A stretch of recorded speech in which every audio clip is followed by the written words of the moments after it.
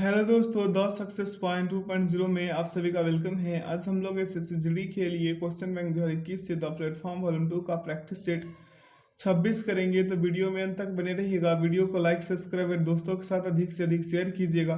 Bell icon press कीजिएगा ताकि session का नोटिफिकेशन हमेशा आपको मिलते रहे। बता दें दोस्तों कि इसका पीडीएफ का लिंक वीडियो के डिस्क्रिप्शन बॉक्स में डाल दिया गया है। आप लोग वहां से इसे डाउनलोड कर मॉक टेस्ट लगा सकते हैं। आइए इसका पहला क्वेश्चन देखते हैं। पहला क्वेश्चन कह रहा है कि एक निश्चित कूट भाषा में फ्लावर को KQTSAN के रूप में लिखा जाता है, उसी कूट भाषा में विंडो को किस रूप में लिखा जाएगा। देखिए यहाँ पे F है, LOWER है, यही है ना मेरे भाई, FLOWER है। तो F से प्लस का 5 जाइएगा, K प्राप्त होगा मेरे भाई। L से प्लस का 5 जाइएगा, Q प्राप्त होगा। फिर O से प्लस का 5 जाइएगा तो T प्राप्त होगा ना। पहला 3 अल्फाबेट में प्लस का 5 गए हैं।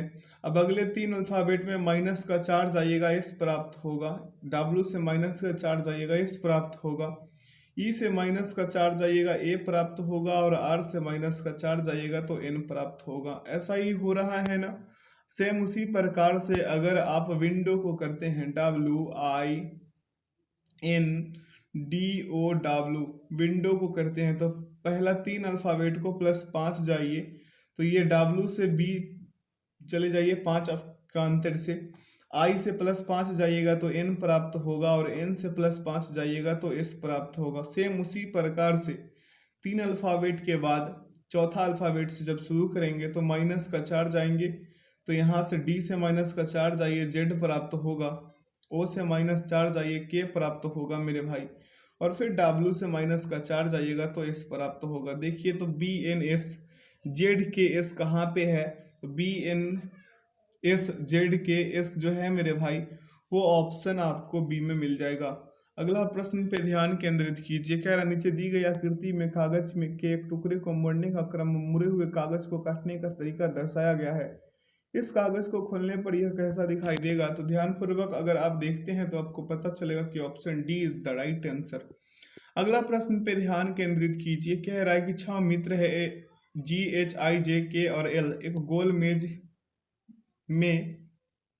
के परिता मेज के केंद्र की ओर मुख करके बैठे हैं। HG के क्या है मेरे भाई, बाईं ओर तीसरे स्थान पे। H जो है HG के बाईं ओर तीसरे स्थान पे है, तो H यहाँ पे हो जाएगा मेरे भाई।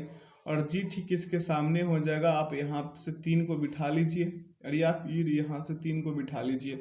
सॉरी माफ कीजिएगा, तीसरे पे तो वो है ही है, तो यहाँ पे 2 बैठ जाएंगे, यहाँ पे 2। किसी तरफ से आप दाएं बाएं ले सकते हैं।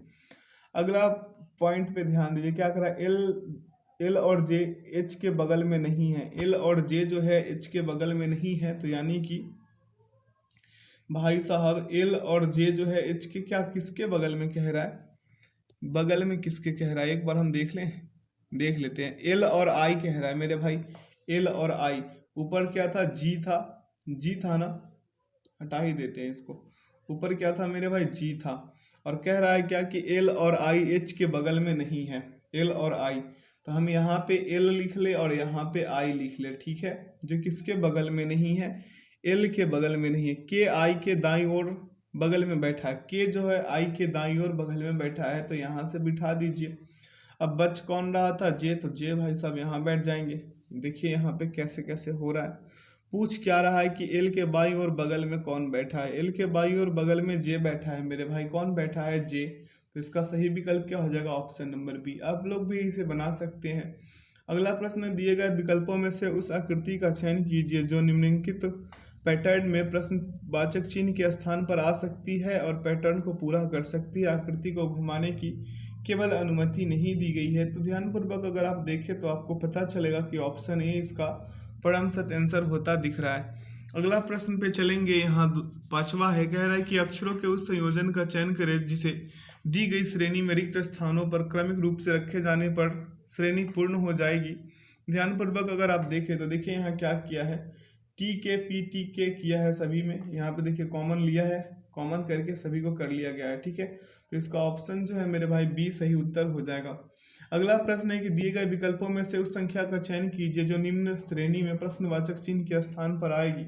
यहाँ पे क्या हो रहा है ध्यानपूर्वक अगर आप देखें तो आपको पता चलेगा कि यहाँ एक का स्क्वायर करके आगे बढ़ा, अगले एक का क्यूब करके अगले में दो का स्क्वायर जोड़ दिया, उसके अगले में क्या मेरे भाई, उसके अगले में तीन का क्यूब करके जोड़ दिया, उसके अगले में चार का स्क्वायर, अगले में पाँच का क्यूब, फिर अगले में छः का स्क्वायर कर दीजिए तो 240 240 आ जाएंगे। 6 का स्क्वायर कीजिएगा तो कितना आ जाएंगे 240, यानी कि 204 में अगर आप 36 ऐड कीजिएगा तो कितना आएगा 240। Option C is the right answer. अगला प्रश्न पे ध्यान केंद्रित कीजिए। यहाँ पे क्या कह रहा है कि लार्ज को एनडी टीजेजी और एपेल्स को किस रूप में लिखा जाएगा, यही पूछ रहा है। देखिए ध्यानपूर्वक, दो तीन का माजरा है यहाँ पे। एल से 2 जाइएगा तो एन प्राप्त होगा, ए से 3 जाइएगा डी प्राप्त होगा, आर से 2 जाइएगा टी प्राप्त होगा, जी से 3 जाइएगा जे प्राप्त होगा, और ई से मेरे भाई कितने प्लस का 2 चले जाइए जी प्राप्त होगा। उसी प्रकार से यहाँ कर लीजिए, ए से 2 जाइएगा तो सी प्राप्त होगा, पी से फिर 2 चले जाइए क्या प्राप्त हो जाएगा मेरे भाई एस, पी से 3 जाना है ना तो एस प्राप्त होगा, फिर पी से 2 चले जाइए तो क्या प्राप्त होगा आर प्राप्त होगा, एल से 2 चले जाइए क्या प्राप्त होगा मेरे भाई ओ, ठीक है। ई से फिर 3 चले जाइए जी प्राप्त होगा, उसके बाद क्या प्राप्त हो जाएगा मेरे भाई एस से प्लस का 3 चले जाइए क्या प्राप्त होगा भी प्राप्त हो जाएगा। तो ऐसा कौन से ऑप्शन में है, तो ऑप्शन बी में है। बी इसका परम सत्य आंसर होगा। आप लोग कर सकते हैं, चाहे तो आप सॉल्यूशन से भी देखकर कर सकते हैं।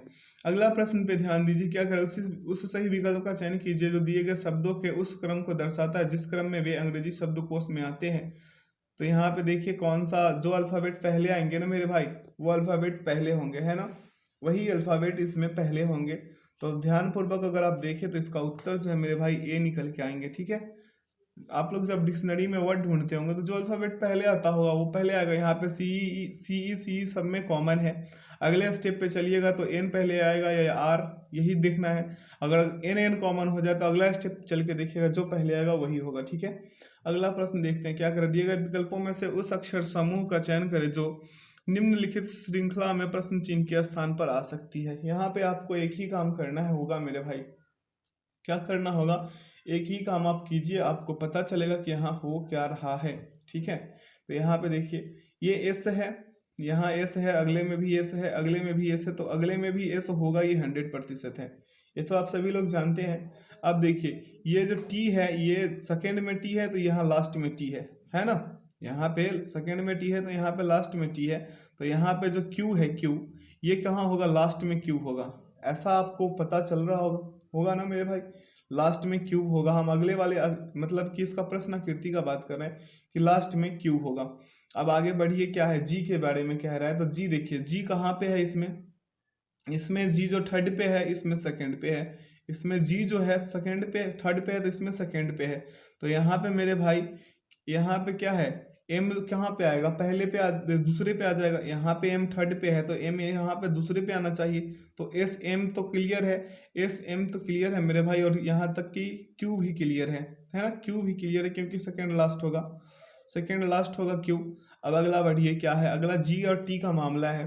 तो जी और टी कहाँ पे आ जाएगा मेरे भाई, जी और टी जो है, टी इसके ठीक बगल में, अगर जो लास्ट है वो थर्ड पे आ रहा है, यहाँ पे देखिए लास्ट जो है वो थर्ड पे आ रहा है तो टी बीच में आ जाएगा और जी लास्ट में चला जाएगा। तो एस एम टी क्यू जी कहाँ पे आ जाएगा, ऑप्शन बी में है इसका सही उत्तर। Option B is the right answer. इसे ऐसे समझ सकते हैं, अगर नहीं तो आप सॉल्यूशन में भी इसे अलग रूप से समझाया गया है, आप यहाँ से भी समझ सकते हैं। अगला प्रश्न दिया गया है, कह रहा है प्रश्न की उस विकल्प का चयन कीजिए जो चौथी संख्या से उसी प्रकार संबंधित है जिस प्रकार पहली संख्या दूसरी संख्या से और पांचवी संख्या छठवीं संख्या से संबंधित है। आपको यहाँ पे करना क्या है, ये 55 है, 555 है ना, तो ये पे 5 + 5 + 5 आ गया 15।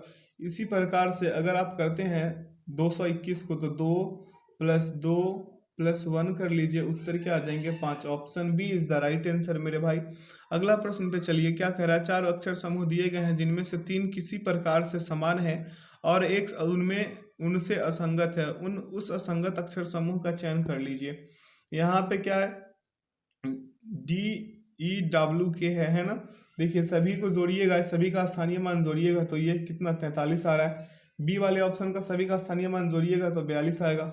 ए का सभी का स्थानीय मान जोड़िएगा ऑप्शन नंबर सी का तो सभी का 42 आएगा, यानी कि बी सी डी सभी का जोड़िएगा 42 आएगा, लेकिन इसका 43 आ रहा है, इसलिए ऑप्शन ए इसका भिन्न हो जाएगा, ठीक है, यहाँ पे देखिए सॉल्यूशन है। अगला प्रश्न देखिए क्या कर रहा है, किसी निश्चित कूट भाषा में फ्लोरा को डोरी के रूप में लिखा जाता है, उसी कूट भाषा में म्यूजिक को किस रूप में लिखा जाएगा। देखिए यहाँ पे एफ है, LORA, फ्लोरा हो गया। अब देखिए यहाँ पे क्या हो जाएगा मेरे भाई, डोरी, DOR, उसके बाद क्या है आई और आई, यही है ना डोरी।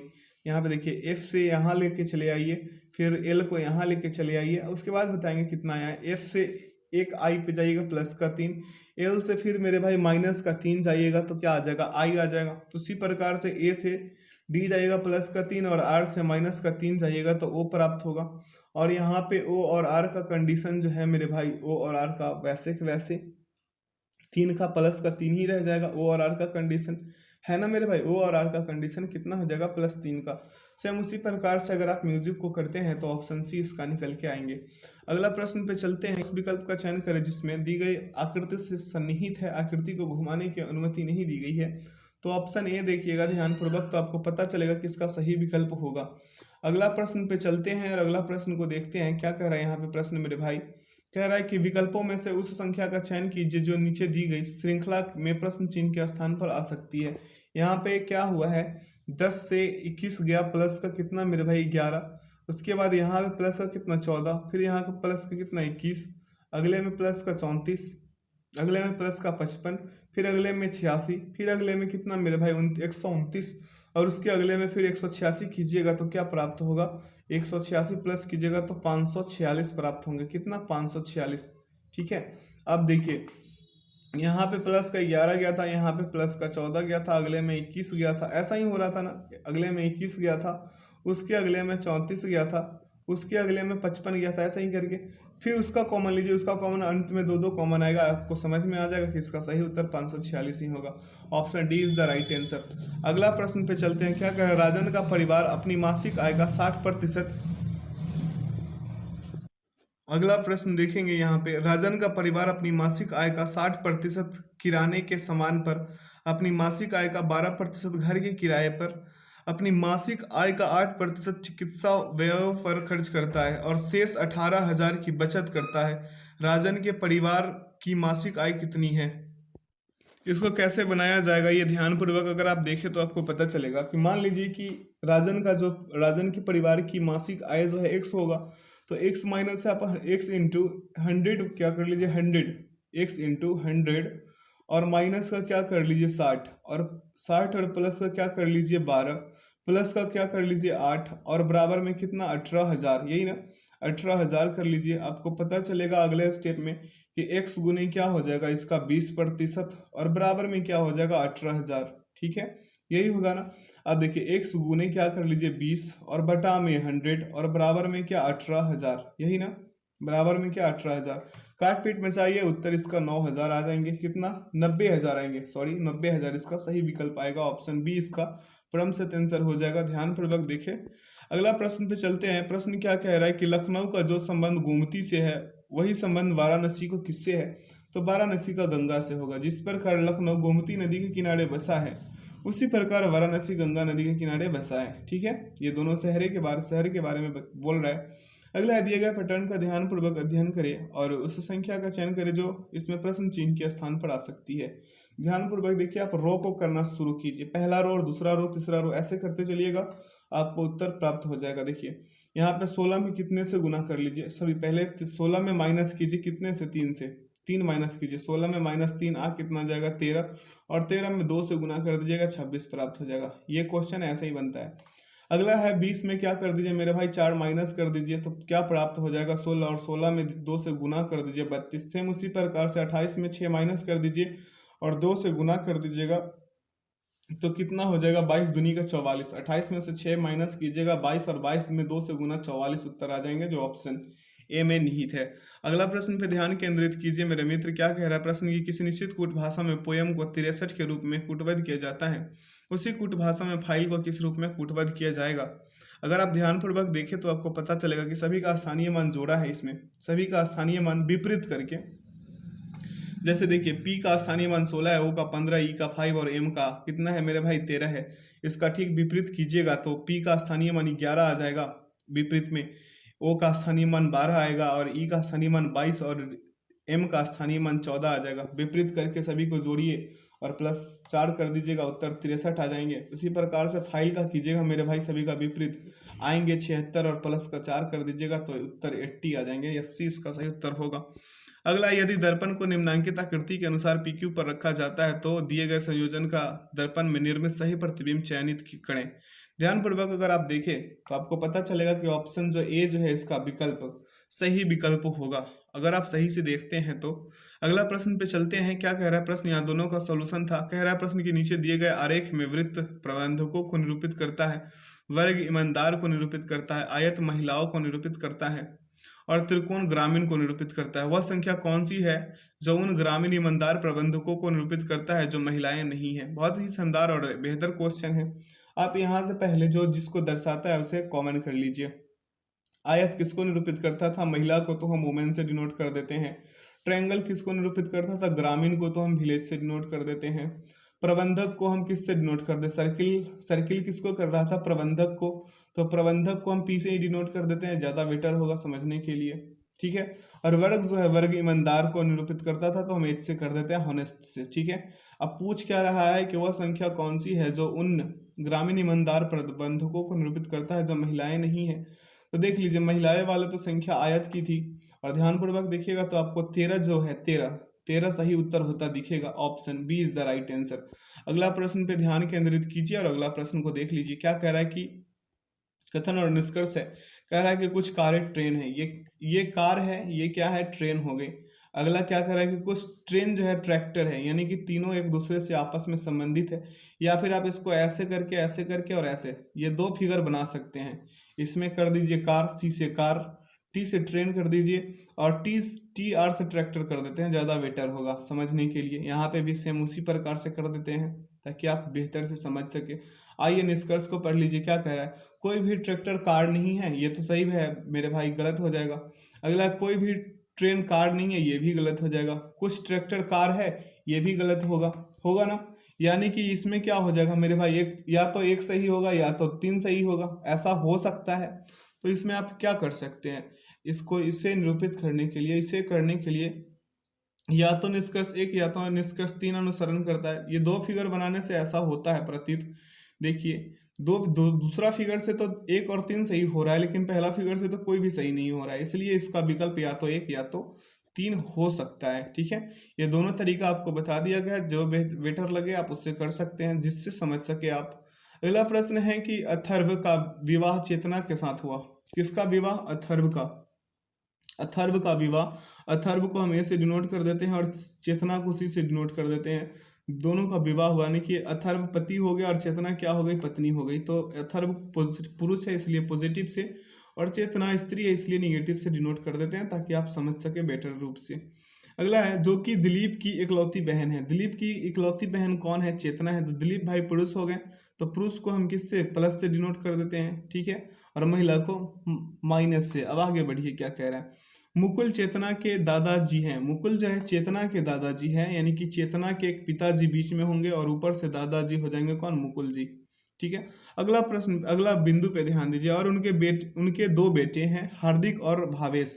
उनके 2 बेटे हैं, तो यहाँ पे भावेश को भी से डिनोट कर देते हैं और हार्दिक को एच से डिनोट कर देते हैं। किस से? एस से डिनोट कर देते हैं।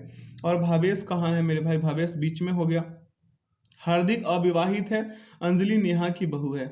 अंजलि जो है नेहा की बहू है। कौन? अंजलि नेहा की बहू है। तो इसका मतलब ये हो गया मेरे भाई कि भावेश का पत्नी कौन हो गई? अंजलि। ठीक है। तो यहाँ पे एजे से डिनोट कर देते हैं समझने के लिए। एजे से अंजलि किसकी पत्नी हो गई? भावेश की पत्नी हो गई। अब आगे बढ़िए नीचे की ओर। क्या करे? अंजलि नेहा की बहू है। ज्ञान दिलीप और एकता का बेटा है। ज्ञान जो है दिलीप और एकता का बेटा है। ठीक है। तो यहाँ पे ज्ञान हो जाएगा। दिलीप का विवाह किससे हो जाएगा? एकता से। तो एक कर देते हैं ताकि समझ में आ जाए, या प्रियटी कर देते हैं एकता। अब देखिए, ये ज्ञान है, ज्ञान को हम किससे कर दें? जी से कर दें बेटर रूप से समझने के लिए, तो जी से कर देते हैं।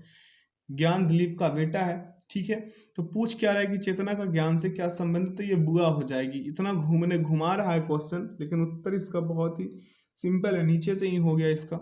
क्योंकि दिलीप की बहन कौन थी? चेतना, और चेतना का बेटा ज्ञान है, तो ज्ञान और चेतना का संबंध बुआ से हो जाएगा, तो बुआ इसका सही विकल्प होगा। Option D is the right answer. आशा करते हैं आप लोग समझ रहे होंगे। अगला प्रश्न है, 8 मित्र है P Q R S T U भी और डब्ल्यू किसी गोल मेज के परितः दक्षिणावर्त रूप से इसी क्रम में बैठे हैं। सभी एक दूसरे से समान दूरी पर केंद्र की ओर अभिमुख होकर बैठे हैं। यदि यू उत्तर दिशा की ओर अभिमुख हैं तो दक्षिण दिशा की ओर कौन अभिमुख है? देखिए, हम यहाँ पे एक सर्किल बनाएंगे, सभी 8 मित्रों को बिठाएंगे और इसे बनाएंगे, ठीक है। तो यहाँ पे क्या कह रहा है मेरे भाई कि सभी एक दूसरे से समान दूरी पर केंद्र की ओर अभिमुख होकर दक्षिण दिशा में बैठे हैं। यहाँ पे कैसे करेंगे? देखिए, यदि यू उत्तर पूर्व दिशा की ओर अभिमुख होकर बैठा है, देखिए यहाँ पे बीच में हम नॉर्थ ईस्ट साउथ या फिर बगल में ही कर लेते हैं, ज़्यादा बेटर होगा, ठीक है। यहाँ पे कर लेते हैं। यहाँ पे क्या है? नॉर्थ है। ये क्या है मेरे भाई? ये क्या हो जाएगा? ईस्ट हो जाएगा। ये क्या? साउथ। ये क्या? वेस्ट। आप यहाँ से समझ सकते हैं। यू क्या है? उत्तर पूर्व दिशा में। यू कहाँ है? उत्तर पूर्व दिशा। तो यू भाई साहब यहाँ हो जाएंगे। कहाँ हो जाएंगे? यहाँ पे। यू कहाँ पे? यहाँ पे हो जाएगा। अब आगे बढ़ते हैं। इसी प्रकार से सभी को बिठा दे यहीं पे। देखिए, पी हो जाएगा, यहाँ पे पी, यहाँ पे क्यू, यहाँ पे क्या मेरे भाई? आर, यहाँ पे क्या? एस, यहाँ पे क्या हो जाएगा? टी हो जाएगा। उसके बाद यू, उसके बाद क्या हो जाएगा मेरे भाई? भी हो जाएगा। क्या? भी। उसके बाद क्या? अंत में डब्लू, यही ना? डब्लू हो जाएगा। तो इसे कैसे बनाएंगे? अब आपको पता चल रहा होगा कि तो दक्षिण दिशा की ओर कौन अभिमुख है?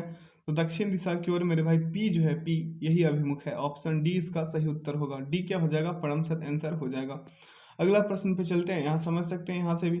अगला प्रश्न है कि एक ही पासे की दो अलग अलग स्थितियां दर्शाई है जिनके छाप पृष्ठ पर 1 से 6 तक की संख्या अंकित की गई है। उस संख्या का चयन करें जो दो वाले पृष्ठ के विपरीत पृष्ठ पर होगी। दो वाले पृष्ठ के विपरीत पृष्ठ पर आपको हम हर बार बताते हैं, ये 4 से 4 गयो, ये 6 से 6 गयो, और 5 के विपरीत कौन हो जाएंगे? 2 के विपरीत 5 या 5 के विपरीत 2। अगला प्रश्न देखें। अगला प्रश्न पे समान दो शब्द क्या है? कह रहा है दिए गए समीकरण को संतुलित करने के लिए किन दो संख्याओं को परस्पर बदलना चाहिए? तो बी वाले को बदल दीजिए, उत्तर 57 बराबर 57 संतुष्ट हो जाएंगे। अगला प्रश्न पे चलते हैं। क्या कह रहा है? डिएगो माराडोना अर्जेंटीना के फुटबॉल खिलाड़ी जिनका 25 नवंबर 2020 को निधन हो गया, एक यादगार गोल के विश्व प्रसिद्ध हैं। इस गोल को क्या संज्ञा दी गई है? इसका सही उत्तर क्या होगा मेरे भाई? हैंड ऑफ गॉड गोल। क्या मेरे भाई? हैंड ऑफ गॉड गोल। अगला प्रश्न है मेरे भाई कि मुगल सम्राट बाबर के बारे में निम्नलिखित में से कौन सा कथन गलत है? गलत कथन बताना है तो वो जब वह सिंहासन पर बैठा तो उसकी उम्र 18 वर्ष थी। ये गलत है मेरे भाई, क्योंकि बाबर ने अपने पिता की मृत्यु के बाद 11 वर्ष की अल्पायु में 1494 ईस्वी में फरगना की गद्दी पर बैठा था। अगला, नवंबर 2020 में अंडमान और निकोबार कमांड ने एक संयुक्त सेवा अभ्यास क्या मेरे भाई? ब्लू स्ट्राइक कोड नाम से प्रारंभ किया, जिसमें अंडमान और निकोबार कमांड के तीनों सेवा घटक शामिल थे। अगला, निम्नलिखित में से कौन सा अपशिष्ट प्रबंधन का एक अस्थायी तरीका नहीं है?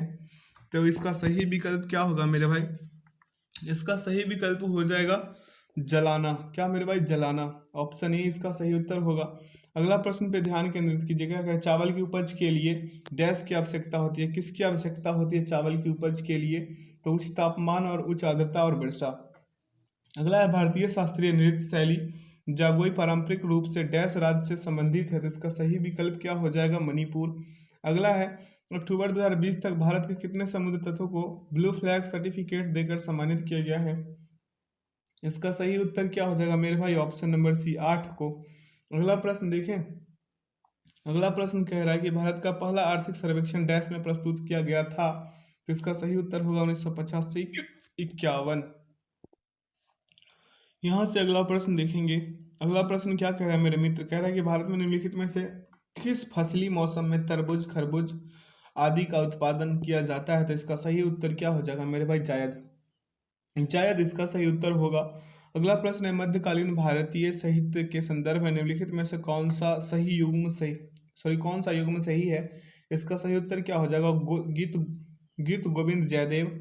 अगला है, विद्युत बल्ब का आविष्कार किसने किया था? बहुत ही शानदार क्वेश्चन है, तो इसका सही उत्तर होगा थॉमस एल्वा एडिसन। अगला प्रश्न पे चलेंगे।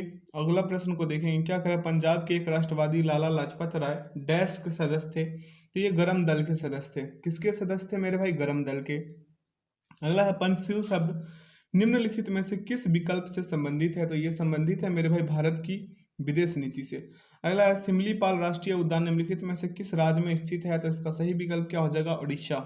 अगला प्रश्न देखें, क्या कह रहा है प्रश्न के निम्नलिखित में से कौन यूएस द्वारा दिए गए वर्ष 2020 में के महान प्रवासियों के पुरस्कार के भारतीय विजेताओं में से एक था या थी?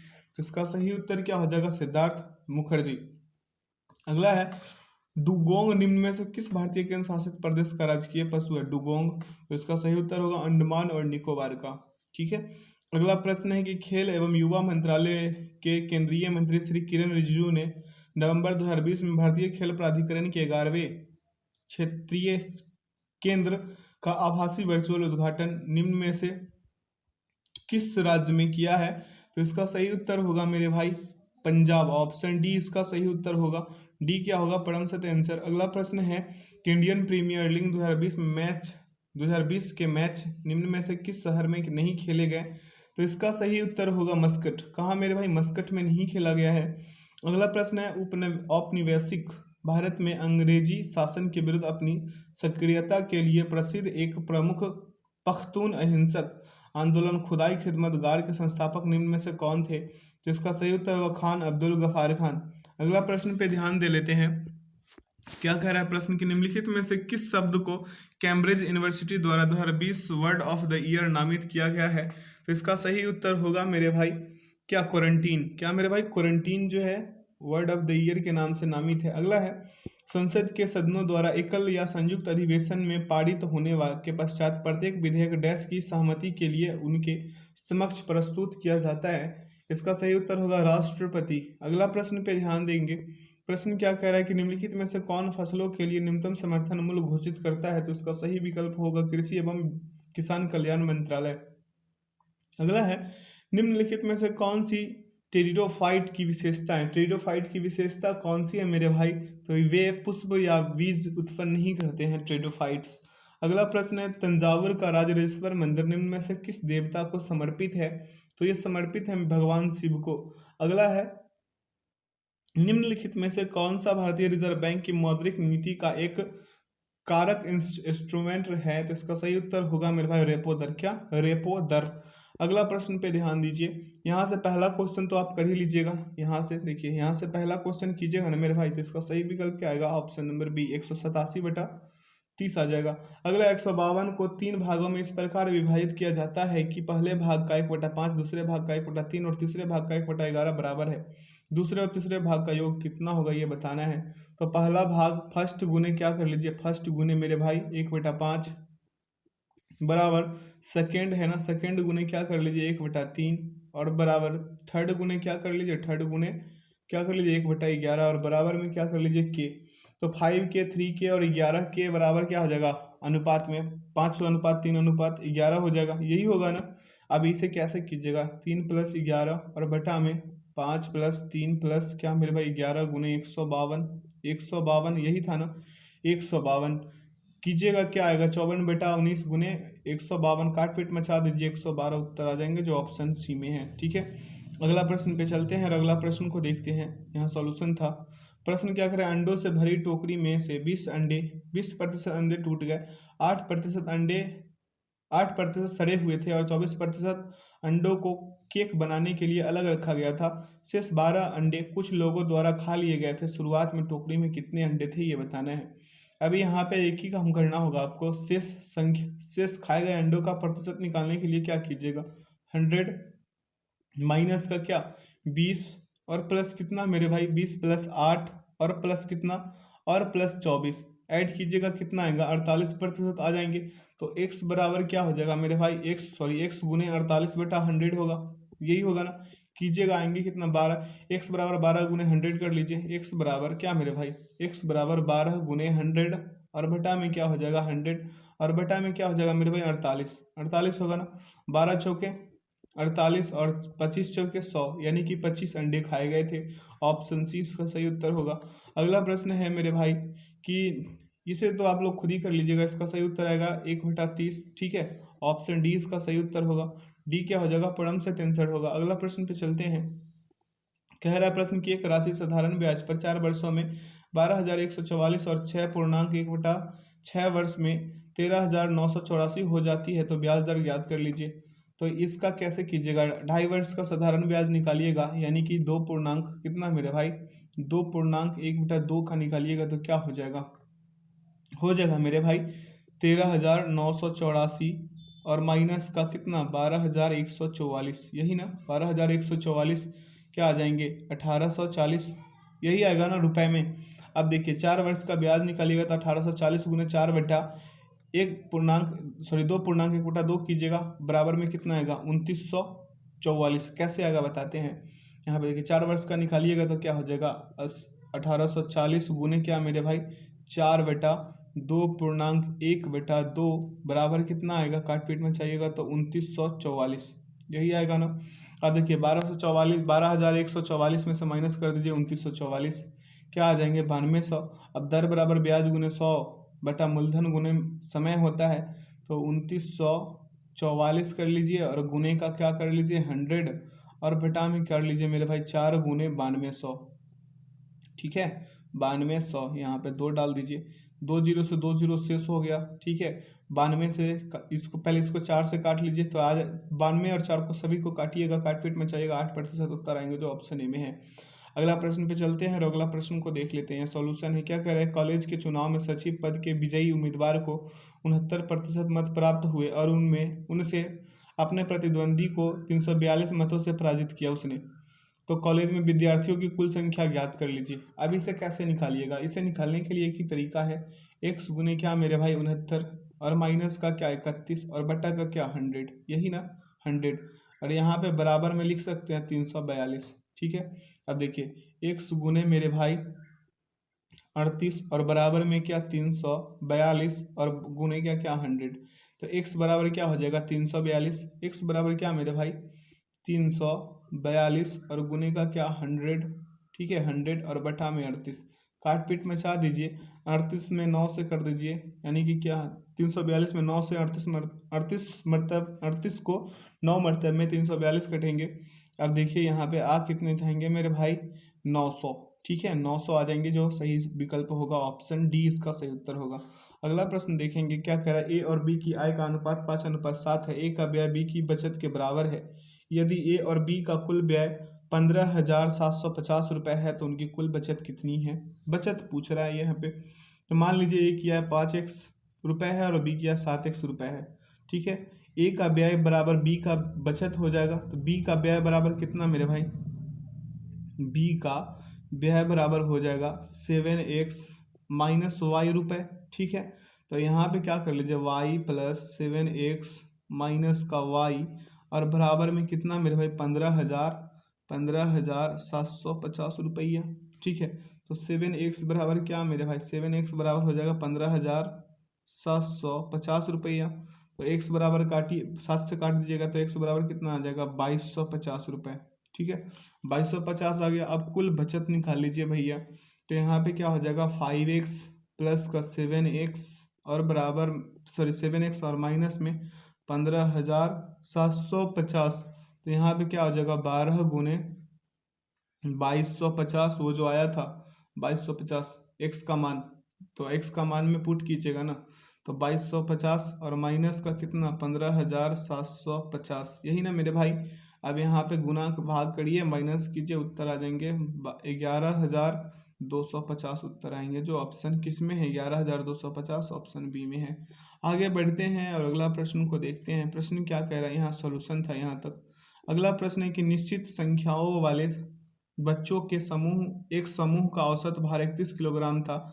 32.5 किलोग्राम भार वाले 11 बच्चों के इस समूह में शामिल होने पर औसत भार में 0.25 किलोग्राम की वृद्धि हो जाती है। आरंभ में समूह में बच्चों की संख्या कितनी थी, ये बता देना है भाई साहब। इसे निकालिएगा, उत्तर 55 आ जाएंगे। ठीक है, औसत निकालना तो आता ही होगा, अगर नहीं आता होगा तो आपको हिंट कर देते हैं। 31x प्लस 32.5 गुने 11 बराबर क्या कर लीजिए x प्लस 11 गुने 31 प्लस कितना 0.25 कर लीजिएगा यहाँ से, अब तो आ ही जाएगा। अगला प्रश्न है कि एक कार्य पर 15 व्यक्ति एक साथ मिलकर काम शुरू करते हैं, लेकिन कुछ दिनों के बाद 6 व्यक्ति काम छोड़कर चले जाते हैं। परिणाम स्वरूप जो काम 42 दिनों में पूरा हो सकता था वह 54 दिनों में पूरा हुआ। काम शुरू होने के कितने दिनों के बाद 6 व्यक्ति ने काम छोड़ दिया था, ये बताना है। अब इसे कैसे बनाइएगा? इसे बनाने के लिए एक ही तरीका से आप बना सकते हैं। मान लीजिए कि 1 दिनों के बाद 6 व्यक्ति काम छोड़कर चला गया, तो यहाँ पे 15 गुने 42, यही ना भाई साहब, और बराबर में क्या 15, ये बराबर है, बराबर में 15 गुने x और प्लस का क्या मेरे भाई 54 और माइनस का x और गुने में क्या हो जाएगा, यहाँ पे गुना कर लीजिए जो हम यहाँ लिख रहे हैं। अब देखिए यहाँ पे हो जाएगा 15 और माइनस का 6, इसे कीजिएगा तो क्या आएगा मेरे भाई, इसे कीजिएगा तो x बराबर आ जाएगा 144/6। ठीक है, काटपीट में चाहिए 24 उत्तर आ जाएंगे, कितना 24। Option A is the right answer. अगला प्रश्न पे चलते हैं, यहाँ दोनों का सॉल्यूशन है। क्या करा है, 7.2 किलोमीटर पर घंटे की चाल से चलता एक व्यक्ति एक पुल को 25 मिनट में पार कर जाता है। पुल की लंबाई मीटर में ज्ञात कर लीजिए भाई साहब। यहाँ पे क्या कीजिएगा, पुल की लंबाई बराबर 4 गुने समय कीजिएगा, 7/2 गुने 5/18, 5/18 और यहाँ पे गुने में 25 गुने क्या मेरे भाई 60, यही ना। तो यहाँ पे काट पीट मचा दीजिए, उत्तर क्या आ जाएंगे, यहाँ से इसको हटाइएगा तो इधर क्या हो जाएगा मेरे भाई, बटा में 10 आ जाएंगे, है ना। 18 चौके 5 दूना 2 दूना, अब कर लीजिए, यहाँ से आप कर लीजिएगा, उत्तर आ जाएंगे 3000। 3000 कहाँ है, ऑप्शन डी में है। अगला प्रश्न पे चलते हैं। किसी वस्तु को 12,400 में बेचने पर प्राप्त क्या मेरे भाई, प्राप्त लाभ उसी वस्तु को 10,600 में बेचने पर हुई हानि के बराबर है। यदि उस वस्तु को 14,950 में बेचा जाए तो लाभ प्रतिशत कितना होगा, ये बता दीजिए। तो लाभ प्रतिशत यानी कि सीपी बराबर निकालना है, तो कैसे कीजिएगा, 12,400 में प्लस कर दीजिए कितना 10,600, 10,600 मेरे भाई, 10,000 कितना 600 और बटा में 2 कीजिएगा, आएंगे ये कितना, ये आ जाएंगे 11,500, कितना मेरे भाई 11,500 आएंगे। तो 14,950 में से माइनस कर दीजिए 11,500, आ जाएंगे कितना 3450, तो 3450 और बटा में क्या मेरे भाई 11,500, गुणा कर दीजिए 100 से। ठीक है, 2 जीरो से 2 जीरो खत्म, काट पीट मचा दीजिए, 30% उत्तर आएंगे जो ऑप्शन डी में है। अगला प्रश्न पे चल लेते हैं। प्रश्न क्या कह रहा है मेरे भाई कि एक वस्तु का अंकित मूल्य 15,800 है। यदि कोई दुकानदार 20% की छूट देने के बाद 18% का लाभ कमाता है तो वस्तु का क्रय मूल्य रुपए में यानी कि 1 रुपए के निकटतम ज्ञात कर लीजिए।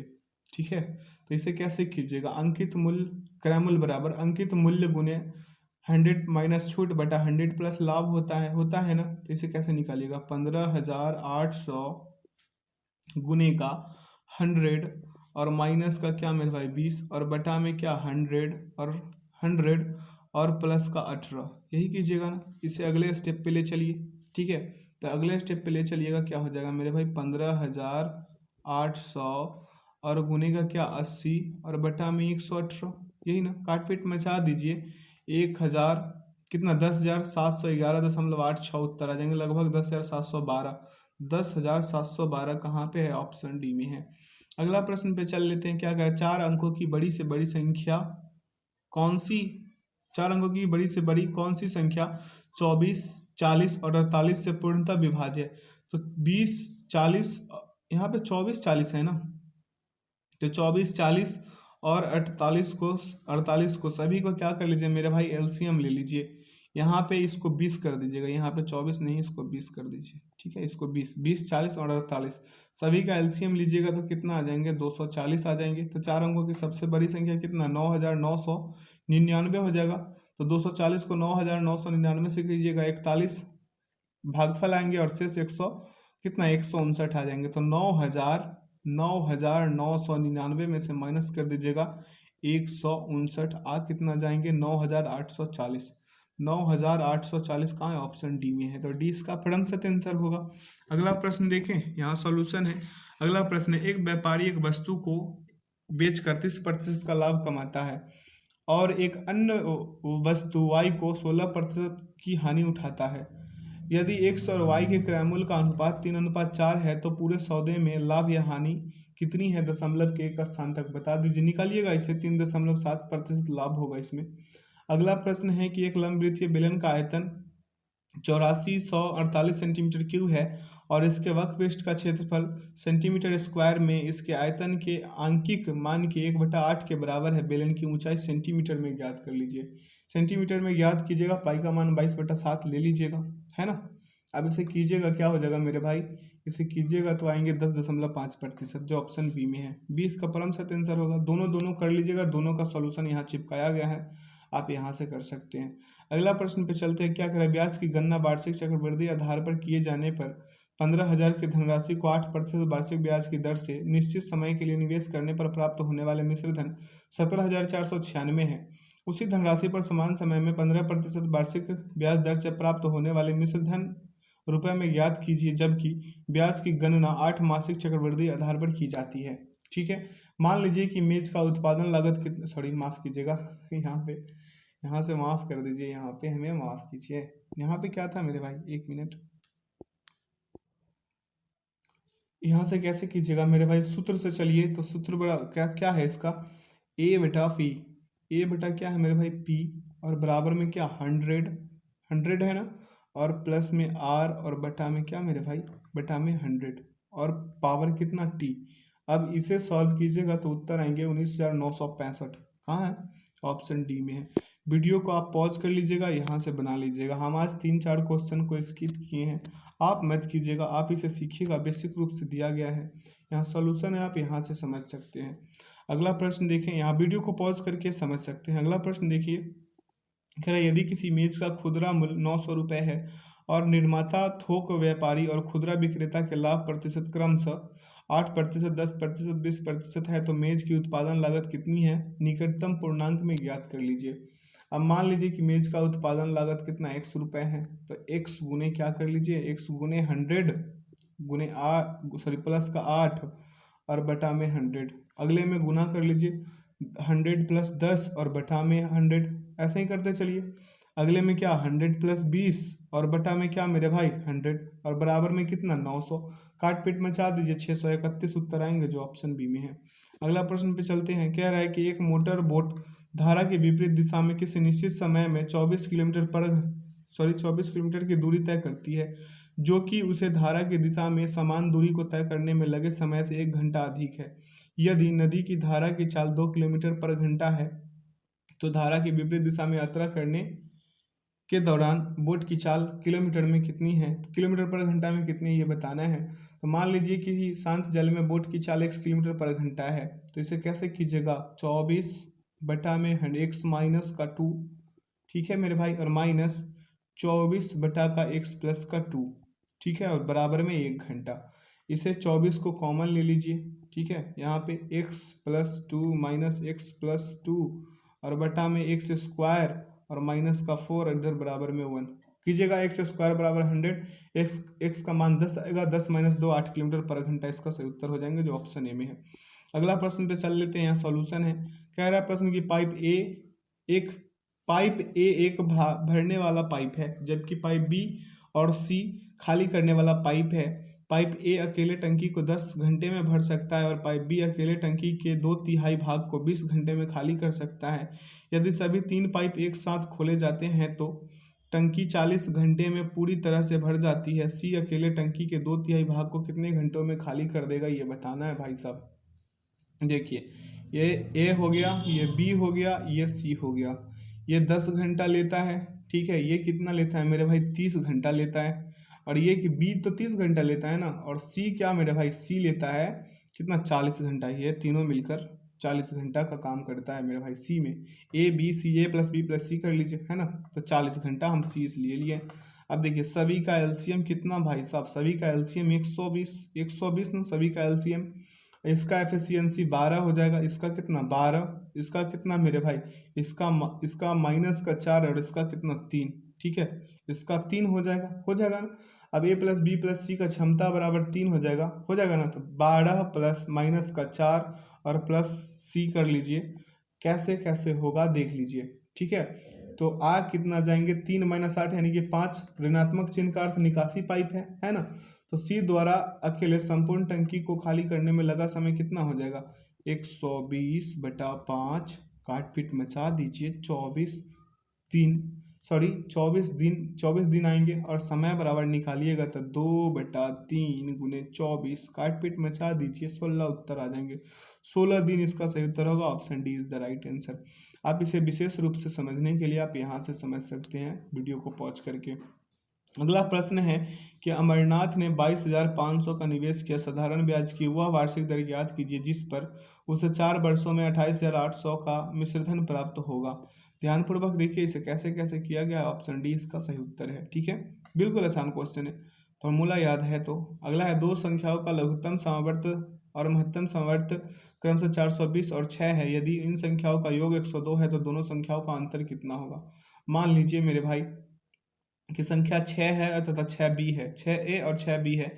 a तथा b एक सअभाज्य है, तो प्रश्न से चल लीजिए मेरे भाई, तो 6a प्लस 6b और बराबर 102, ये समीकरण निकालिए यहाँ से। तो क्या हो जाएगा? a प्लस बी बराबर कितना मेरे भाई? 17, समीकरण 1। ठीक है, अब लसा निकालिएगा तो क्या हो जाएगा मेरे भाई? 6ab बराबर कितना मेरे भाई? 420। तो ab बराबर क्या हो जाएगा? ab बराबर हो जाएगा 70। ठीक है, समीकरण 1 समीकरण 2 की जगह तो a बराबर 10 और b बराबर 7 आएंगे। दोनों संख्याओं का अंतर निकालिएगा तो कैसे निकालिएगा? 6 गुने 10 और 6 गुने 10 और माइनस का 6 गुने 7, क्या आ जाएंगे? 18। 18 इसका सही उत्तर होगा। Option D is the right answer. अगला है 18/12 का तृतीय अनुपात। तृतीय अनुपात का एक ही फॉर्मूला b² बटाइए। ठीक है, 12 का 144 कर लीजिए। ठीक है, और बटा में क्या कर दीजिए? 18, काट पीट में छा दीजिए, 18 8 144, 8 उत्तर आ जाएंगे। b² बटा क्या मेरे भाई? ये। ठीक है, ये तृतीय अनुपात का फॉर्मूला है। यहाँ पे दोनों का सॉल्यूशन आप यहाँ अनुपात पे दिया गया, यहाँ से भी समझ सकते हैं। अगला, किसी वस्तु का अंकित मूल्य 800 रुपये है। यदि एक दुकानदार उस वस्तु पर दो छूट देता है, पहली छूट 10% और दूसरी छूट 5% की, तो वस्तु का विक्रय मूल्य कितना होगा? वस्तु का विक्रय मूल्य, कल छूट पहले निकालिए तो क्या हो जाएगा? 10 प्लस 5 माइनस 10 गुने 5 और बटा 100। इसे कीजिएगा, उत्तर क्या आएंगे यहाँ पे? 14.5। आप विक्रय मूल्य निकाल लीजिए तो 800 गुने का क्या मेरे भाई? 800 गुने का 100 और माइनस का 14.5 बटा 100। ठीक है, अब यहाँ से काट पीट मचा दीजिए, 800 गुने 85.5 बटा 100, काट पीट मचाइएगा। जैसे कि मेरा कहने का मतलब यहाँ पे क्या आ जाएगा? 800 गुने 85.5 बटा 100। ये 2 जीरो से 2 जीरो मेरे भाई गया, 2 जीरो से 2 जीरो तो गया ना। अब 8 गुने 85.5 684 उत्तर आ जाएंगे, जो ऑप्शन बी में है। अगला प्रश्न देखें क्या कह रहा है कि 48 संख्याओं का औसत 48 है। यह बाद में ज्ञात हुआ कि 48 को दो जगहों पर गलती से 84 लिया गया है। सही औसत कितना होगा? देखिए यहाँ पे पहले कर लीजिए औसत निकालने के लिए 48 माइनस का क्या कर लीजिए मेरे भाई? 84 प्लस 84 और माइनस 48 और माइनस 48। ठीक है भाई, अब बटा में 48 कर लीजिए। ठीक है, तो यहाँ पे क्या आ जाएगा? 48 माइनस 72 और बटा में 48 कीजिएगा, उत्तर 46.5 आएंगे। है कहाँ पे? ऑप्शन सी में है। अगला प्रश्न पे चल लेते हैं, अगला प्रश्न को कर लेते हैं। प्रश्न क्या कह रहा है कि एक समकोण त्रिभुज में 14 सेंटीमीटर और 48 सेंटीमीटर लंबाई वाली भुजाएं समकोण बनाती है। लंबी भुजा को केंद्र मानकर घुमाने पर बनने वाले शंकु का आयतन कितना होगा? पाई का मान 22/7 है। देखिए शंकु कैसे बनाइएगा मेरे भाई, जैसे देखिए ये तो एक मेरा ये हो गया, ज़्यादा हो रहा है, नहीं हम इससे नहीं बनाएंगे। देखिए ये एक शंकु है ना मेरे भाई? शंकु मान लीजिए इसे, अगर गड़बड़ हो जाए तो भी मानना ही होगा, मेरे पास यही जुगाड़ है। ठीक है, ये शंकु। अब देखिए इसका पूरा का क्या मेरे भाई? 48 है ना, 48 सेंटीमीटर। ये कितना है? 14। ये कितना मेरे भाई? 14 है। समझ रहे हैं?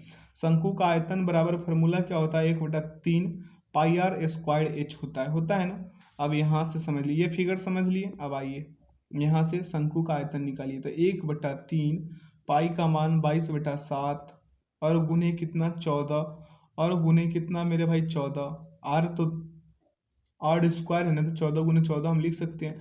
और हाइट कितना है, लंबाई 48, गुने 48 कर लीजिए, ठीक है 48। काट पीट में चाहिएगा तो 7 दूना का 14, ठीक है। अब देखिए अगला हमें क्या आ जाएगा मेरे भाई 22 गुने 2 प्लस कितना, ये 16 3 48, ये नहीं कटा, 16 3 48। अब देखिए ये 14 और गुने 16, ठीक है, गुना कर लीजिए 9856, उसका उत्तर आ जाएंगे 9856, ऑप्शन सी में है। अगला प्रश्न पे चलते हैं, यहाँ से जीके का मजा लेते चलिए, सॉरी हिंदी का, जीके कह रहे हैं हिंदी का। क्या करा, दिए गए शब्द के समानार्थी शब्द का चयन करें। व्योम का समानार्थी क्या होगा मेरे भाई, व्योम का समानार्थी होगा आकाश, क्या आकाश। अगला प्रश्न देखिए यहाँ से, प्रश्न क्या कह रहा है मेरे भाई कि दिए गए शब्द का विलोम चुने। क्रोध का विलोम क्या होता है, क्रोध का विलोम होता है क्षमा। अगला है रिक्त स्थान की पूर्ति के लिए सबसे उपयुक्त शब्द का चयन कीजिए। बिच्छू का डैश विषैला होता है, डंक मेरे भाई, बिच्छू का डंक विषैला होता है, ठीक है। अगला प्रश्न पे चल लेते हैं, अगला प्रश्न को देखते हैं क्या कह रहा है प्रश्न की, चूना लगाना मुहावरे का सही अर्थ क्या होगा। चूना लगाना का धोखा देना। अगला दिए गए वाक्य के किस भाग में त्रुटि है। प्रायः लोग दैहिक सुख चाहते हैं, दैहिक सुख का मतलब क्या होता है, दैहिक ऐसे लिखा जाता है दैहिक, ठीक है। प्रायः लोग दैहिक सुख चाहते हैं, दैहिक में त्रुटि है, कैसे दैहिक में त्रुटि है बताते हैं 80 नंबर वाले में। वाक्य में सही शब्द संबंधित त्रुटि है। दैहिक में ये जो दैहिक लिखा है, दैहिक कैसे लिखा जाता है, दै और ऐसे हिक, ठीक है, दैहिक ऐसे होता है मेरे भाई, ठीक है, दैहिक, दैहिक ऐसे होता है ना कि दैहिक, शब्द संबंधित त्रुटि थी। अगला प्रश्न, दिए गए वाक्य का वह भाग याद करें जिसमें कोई त्रुटि है, यदि कोई त्रुटि नहीं है तो कोई त्रुटि नहीं चुने विकल्प में। कह रहा लगभग गोपाल जानता है कि उसका मित्र बीमार है। लगभग गोपाल जानता है कि, तो लगभग गोपाल जानता है में ही त्रुटि है। कैसे त्रुटि है, लगभग शब्द क्रिया विशेषण है जिसका प्रयोग क्रिया की विशेषता को बताने के लिए करते हैं, संज्ञा की नहीं। नियम के अनुसार क्रिया विशेषण को संज्ञा के तुरंत बाद रखना चाहिए। सही वाक्य कैसे होगा, गोपाल लगभग जानता है कि उसका मित्र बीमार है, ठीक है। अगला प्रश्न पे ध्यान दीजिए, सही वर्तनी वाले शब्द का चयन कर लीजिए। तो अत्यधिक सही वर्तनी वाला शब्द है। अगला है मेरे भाई सही वर्तनी वाले, यहाँ भी औद्योगिकीकरण जो है सही वर्तनी वाला शब्द है। अगला प्रश्न पे चल लेते हैं, क्या कह दिएगा वाक्य में, ये जो लाल वाला खंड है इसके बारे में कह रहा है कि इसे प्रस्थापित कीजिए, अगर जरूरत नहीं है तो नहीं कीजिए। कह रहा है कि उसकी परेशानी देखकर मेरा प्राण मुंह को आ गया। उसकी परेशानी देखकर मेरा प्राण मुंह को आ गया, मेरे प्राण मुंह को आ गए होगा, आ गया नहीं, ऑप्शन डी इसका सही उत्तर होगा। अगला रिक्त स्थान की पूर्ति के लिए सबसे उपयुक्त विकल्प का चयन करें। क्या करें, मुझे क्या मेरे भाई हर्ष है कि आप स्वस्थ हो गए, हर्ष है कि आप स्वस्थ हो गए। अगला है दिए गए वाक्यांश के लिए एक शब्द दीजिए। जो व्यक्ति किसी के उपकार को मानता हो, किसी के उपकार को मानता हो तो क्या होगा मेरे भाई, कृतज्ञ। अगला है नीचे दिए गए वाक्य में रिक्त स्थान की पूर्ति के सबसे उपयुक्त शब्द का चयन कर लीजिए। झिंगुर क्या मेरे भाई, झिंगुर क्या करता है, झिंगुर झंकार रहा है, क्या झंकार रहा है। अगला प्रश्न पे चलते हैं। अगला प्रश्न क्या कह रहा है कि दिए गए शब्द का विलोम चुने। जाति का क्या होगा, विजाति, जाति का विजाति होगा ना मेरे भाई। अगला प्रश्न देखें, नीचे दिए गए मुहावरे का अर्थ व्यक्त करने वाले विकल्प का चयन कीजिए। हवाई किले बनाना, हवाई किले बनाना का क्या होगा, मात्र कल्पना करते रहना, ठीक है। अगला है दिए गए वाक्य का वह भाग याद कर जिसमें कोई त्रुटि है। यदि कोई त्रुटि नहीं है तो कोई त्रुटि नहीं चुने। कृपया कार्यालय में सूचित कीजिए कि आपने अपनी स्वेच्छा से अवकाश लिया है। इसमें क्या होगा कि आपने अपनी स्वेच्छा से में त्रुटि थी, कैसे बताते हैं। स्वेच्छा शब्द का अर्थ होता है कि अपनी इच्छा से, इस कारण अपनी शब्द का प्रयोग स्वेच्छा के पहले करना अनावश्यक है। सही वाक्य कैसे लिखिएगा, कृपया कार्यालय में सूचित कीजिए कि आपने स्वेच्छा से अवकाश लिया है, तो option C is the right answer. अगला प्रश्न है मेरे मित्र कि दिए गए वाक्य में काले खंड को प्रस्थापित करने के लिए सबसे उपयुक्त विकल्प का चयन करें। यदि इसे प्रस्थापित करने की आवश्यकता नहीं है तो विकल्प में किसी भी बदलाव की आवश्यकता नहीं है, चयन कर लीजिए। क्या करें, शरीर पर कई अंग होते हैं, शरीर पर नहीं, शरीर के कई अंग होते हैं। अगला मत्स्य का पर्यायवाची क्या होगा मेरे भाई, मत्स्य का पर्यायवाची मीन होगा। अगला है कि दिए गए वाक्य में काले खंड को प्रस्थापित करने के लिए सबसे उपयुक्त विकल्प का चयन करें। यदि इसे प्रस्तावित करने की आवश्यकता नहीं है तो विकल्प में किसी भी बदलाव की आवश्यकता नहीं है, चयन कर लीजिए। प्रधानमंत्री 15 अगस्त के दिन लाल किले पर झंडे फहराते हैं। इसमें क्या होगा मेरे भाई, लाल किले वाले जो बात है इसमें क्या होगा, किसी बदलाव की आवश्यकता नहीं है इसमें, ठीक है। अगला प्रश्न पे ध्यान दीजिए, क्या कर दिए गए वाक्यांश के लिए एक शब्द चुने। तो इसमें एक शब्द क्या होगा, बहुभाषी, जो कई भाषाएं बोलते हो, बहुभाषी। अगला दिए गए वाक्यांश के लिए शब्द एक शब्द दीजिए, जिस पर उपकार किया गया हो उसका सही क्या होगा, उपकृत है, उपकृत है मेरे भाई, उपकृत, ठीक है। अगला यहाँ पे गद्य वाला क्वेश्चन, इसे पढ़िए। क्या करे, आधुनिक युग वैज्ञानिक उपलब्धियों का युग है। जैसे जैसे विज्ञान के कदम बढ़ रहे हैं वैसे वैसे मानव की उन्नति और समृद्धि का मार्ग प्रशस्त हुआ है। आज का मानव धरती, आकाश और सुदूर अंतरिक्ष के अनेक रहस्यों से अवगत हो चुका है। उसके क्या मेरे भाई, क्या है मेरे भाई, उसके आश्रम के उद्भव और उसके आश्रम के उद्भव और विकास से संबंधित नवीनतम व्याख्याएं प्रस्तुत कर अपने बढ़ते कदमों को उचित क्या मेरे भाई स्वरूप प्रदान किया है। क्या किया है, स्वरूप प्रदान किया है, ठीक है। तो आइए इसका सही सही विकल्प लगाइए, सही सही क्या मेरे भाई इसका विकल्प लगाइए, ठीक है। जो बोले हैं उसे ध्यान रखिएगा और यहाँ पे उत्तर दीजिए। 96 का एक में क्या बोले थे, वैज्ञानिक, तो ऑप्शन डी में है वैज्ञानिक। दूसरे के लिए अगला 98 नंबर का उत्तर दीजिए। 97 में क्या बोले थे, कदम बोले थे, कदम रखी थी। अगला है गद्यांश, अगला गद्यांश का उत्तर दीजिए। 98 का क्या बोले थे, अंतरिक्ष, तो ऑप्शन ए हो जाएगा, ठीक है। अब देखिए 99 के लिए क्या बोले थे, आश्रम, क्या बोले थे, आश्रम, तो ऑप्शन डी हो जाएगा। और 100 नंबर वाले में क्या बोले थे मेरे भाई, स्वरूप, क्या बोले थे, स्वरूप। और 5 नंबर वाले में क्या बोले थे, स्वरूप। आशा करते हैं आज के सेशन से आप लोगों को काफ़ी कुछ सीखने को मिला होगा। तो वीडियो में अंत तक बने रहने के लिए मेरे भाई आपको बहुत बहुत धन्यवाद, ठीक है। जो भी भाई अपने चैनल पे नए हैं उन्हें से रिक्वेस्ट है कि आप चैनल को सब्सक्राइब कर लीजिए, ताकि आप बेहतर ढंग से SSGD का तैयारी कर सकें, ठीक है। तो वीडियो में अंत तक बने रहने के लिए बहुत बहुत धन्यवाद। यहाँ पे आंसर की डाल दिया गया है ताकि आप लोग मॉक टेस्ट लगे तो कोई परेशानी ना हो।